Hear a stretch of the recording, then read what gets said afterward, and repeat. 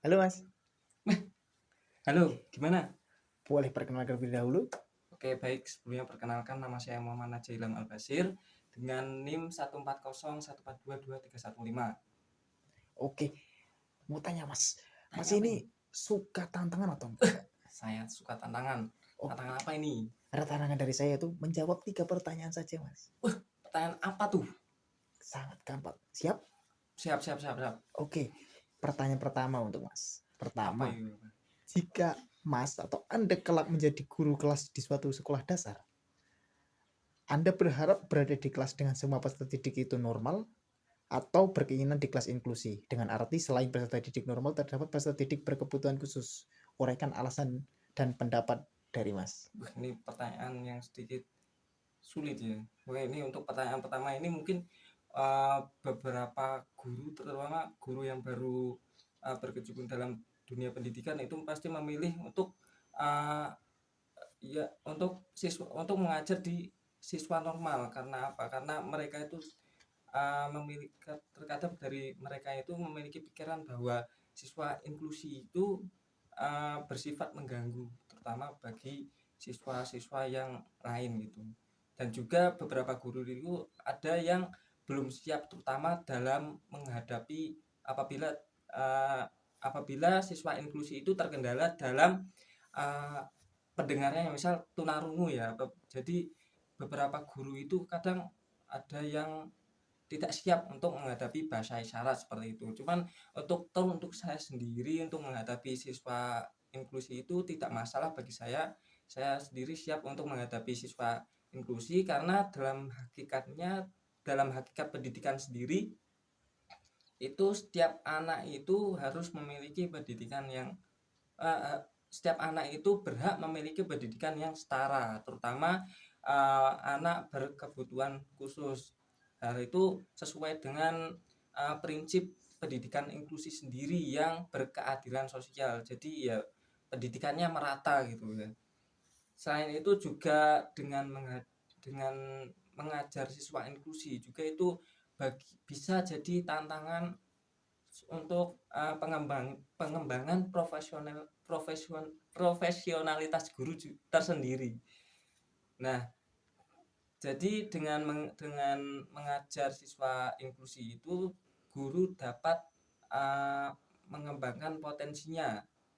Jadi dapat mengembangkan pembelajaran yang diferensiasi itu, dan juga bisa menggunakan alat bantu dan juga dapat berkolaborasi dengan tenaga yang ahli seperti psikolog, terapis, ataupun tenaga pendidik khusus gitu. Hal itu dapat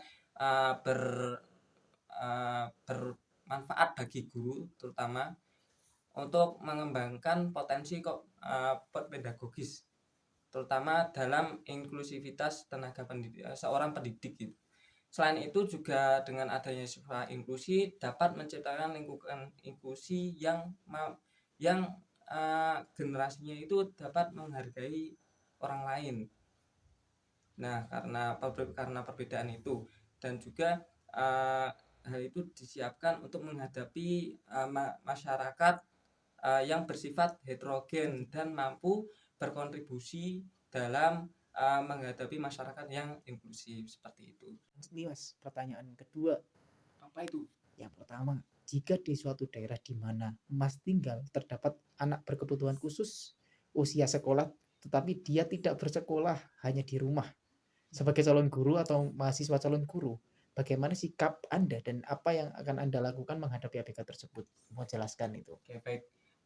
Bagi saya sendiri sebagai mahasiswa calon guru ya, nah ini yang akan saya lakukan untuk menghadapi siswa ABK tersebut yaitu dengan melakukan pendekatan kepada keluarga dengan penuh empati dan tanpa adanya diskriminasi, dengan melakukan komunikasi positif, mengidentifikasi uh, dan selanjutnya dari ide dan selanjutnya uh, melakukan tanya jawab kepada keluarga tersebut, kira-kira penyebab tidak bersekolahnya itu karena apa? Apakah karena diskriminasi ataupun karena kurangnya aksesibilitas yang ada di sekolah ataupun karena tidak mampu.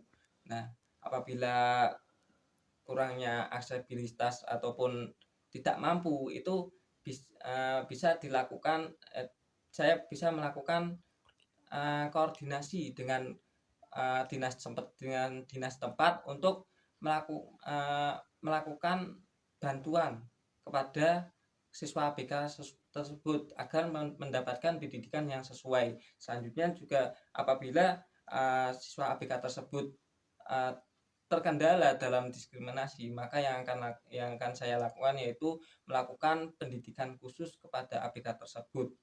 Baik, seperti itu. Oke, pertanyaan terakhir, Bang. Apa itu? Oke, untuk pertanyaan terakhir itu terkait pembelajaran inklusi yang Mas dapatkan di PGSD. Dari pertemuan pertama sampai terakhir sampai per detik ini yang Mas dapatkan itu apa? Baik, dari yang sudah saya dapatkan yaitu pertama yaitu pengertian inklusi tersendiri, yaitu inklusi sendiri adalah suatu sistem yang memastikan setiap anak itu harus memiliki pendidikan yang sama walaupun itu anak berkebutuhan khusus. Tujuannya yaitu agar untuk mengurangi diskriminasi dan menciptakan sebuah kesetaraan. Selanjutnya ada landasan hukum, ada landasan pendidikan inklusi sendiri berlandaskan pada landasan yuridis filosofis, yuridis dan empiris yang kuat, terutama di Indonesia ini. Selanjutnya dalam model implementasinya itu terbagi menjadi 3, yaitu ada kelas reguler penuh, ada kelas klaster, dan juga kelas yang unggul gitu, kelas yang khusus terindikasi. Terus selanjutnya yaitu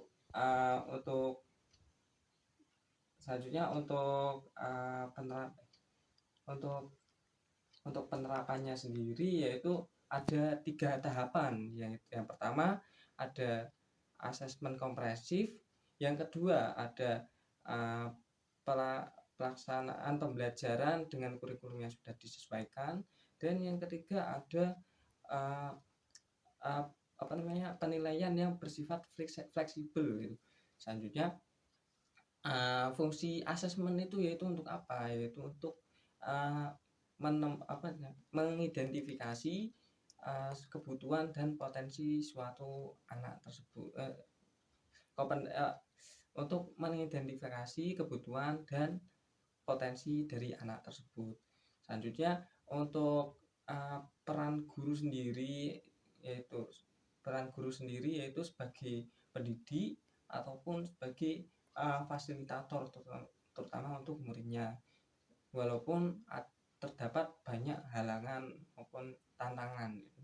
Selanjutnya juga di Indonesia sendiri itu sudah diterapkan pendidikan inklusi itu, namun terdapat banyak hambatan, terutama pada kurang terlatihnya tenaga pendidik, dan juga terdapat hambatan dari segi sarana dan prasarana. Begitu. Sudah dari saya. Oke, jadi banyak ya materi yang didapatkan Ya, terkait pendidikan banyak. inklusi. Oke, terima kasih banget telah menyelesaikan tantangan dari saya. Baik. Oke, sukses selalu Baik. untuk belajarnya. Siap.